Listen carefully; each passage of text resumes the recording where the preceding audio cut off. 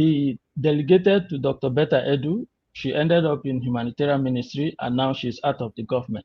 So most of the people that spoke um, that day on the different sectors of the economy, none of them manned that particular sector in the appointment.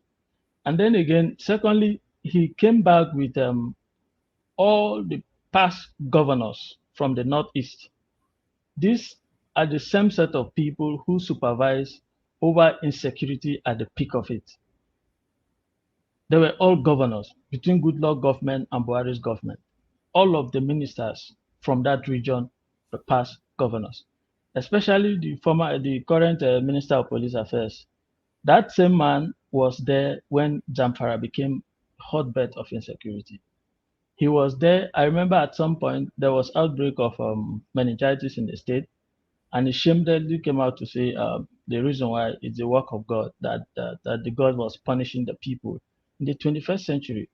And so these are the kind of people you now bring to come and run your government. I mean, what do you expect from this set of people? People who cannot manage their state as governors.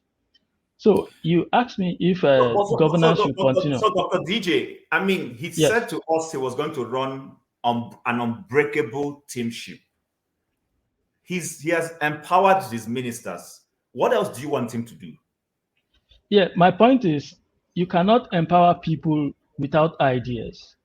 So if these persons have been governors, chief executive officers of their state, they couldn't run their state. What do you expect from them?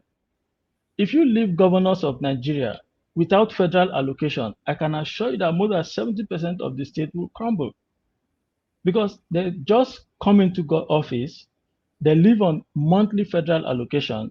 Some of them don't even pay salaries. So they use this money to buy properties abroad. And after 8 years, they leave. So you're bringing this set of people to come and manage the economy. Even if you give them all the free hand, they don't know what to do. They can't do anything. That's the point. So we have to look for a different way of recruiting people into some of these offices if you really want to get the best from people. But I just want to talk about the insecurity, which is what we are talking about today. You asked me if governance should stop if the president is not in the country. No, I don't think so.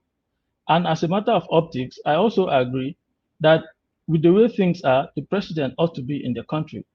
But of course, we do not know the state of his health. We all know that every 3 months he travels to France. So I don't know what he's going there for.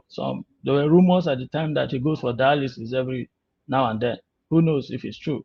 So we don't know why the president is in France, but I believe it has to do with his health.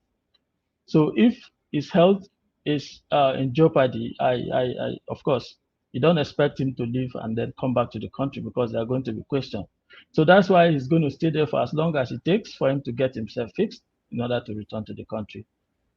And then, we can't talk about this problem of insecurity in Nigeria without handling the root cause of insecurity. I spent a chunk of my life in Jos. I schooled in Jos, and then I worked briefly in Kaduna State. So I've lived and interacted with these people, and I can tell you for a fact that what is happening in Nigeria is just the beginning. Honestly, I'm not prophesying doom for the country, but honestly speaking, this thing has been brewing for a very, very long time. Because we have a pool of uneducated children, the one they call the Almajiris. These are the pool of people that they recruit into any form of crime you want to perpetrate in the country.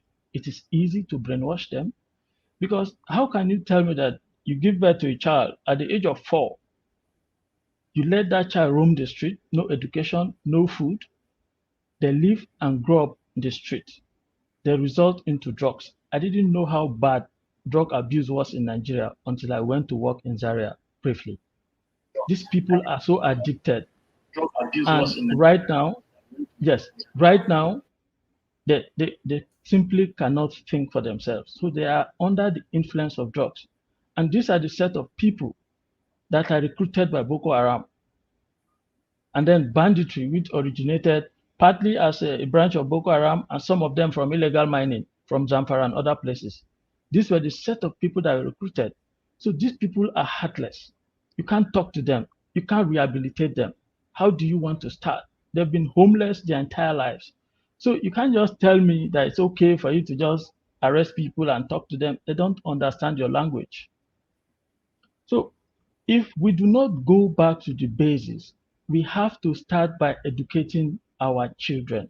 It has to be mandatory. Any governor who cannot educate the people should be thrown out. There has to be a law to that effect. Goodluck Jonathan, I knew he saw this problem. That is why he tried to incorporate the Almajiri system of education with civil education. He came in, but he was too scared and too soft to actually implement it. And I remember vividly that most of these ministers now completely kicked against it. They all kicked against it. They said, no, is that my Go time? ahead. I'll give you an extra 30 Yes. seconds. Go ahead. Okay. So they kicked against it. And the borders, Niger Republic is the only currency aside Nigeria where Naira is a legal tender. So the people from North consider Niger Republic an annex of Northern Nigeria. That is why you know what happened with ECOWAS. A lot of them were protesting. So that border is completely open. So those people can come in and go whenever they please. And so because I speak Hausa, and so there was a time I interacted with a lot of these persons. I realized that most of those people speak their Hausa is different from the one spoken in Nigeria. So you can easily identify them when they speak. A lot of these Fulanis come from Niger and go in as the police. They use them during election, and they recruited a lot of them prior to 2015 election. So our problem is so deeply rooted that you cannot just have